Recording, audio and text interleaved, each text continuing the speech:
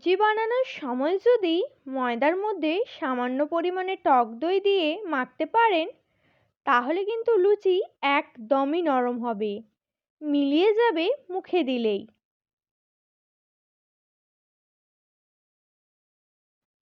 লুচি বানানোর সময় ময়দায় সামান্য পরিমাণে বেকিং পাউডার দিয়ে দিন। বেকিং পাউডার দিয়ে যদি আপনি লুচি বানাতে পারেন, তাহলেও কিন্তু লুচি অনেক ফুলকো হবে আর দেখতে হবে ধবধবে সাদা।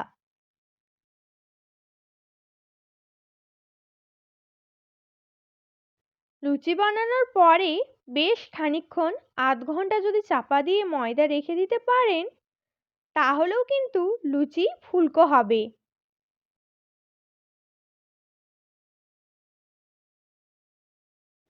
লুচি বানানোর সময় ময়দার সঙ্গে যে তেল মিশিয়ে ময়দা মাখেন, সেই তেল যদি একটু গরম করে নিয়ে ময়দা মাখতে পারেন, তাহলেও কিন্তু বেশি নরম এবং ফুলকো হবে লুচি।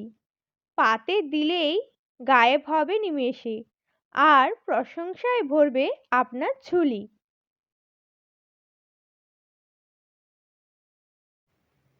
Thank you for watching. Please like, comment, share and subscribe.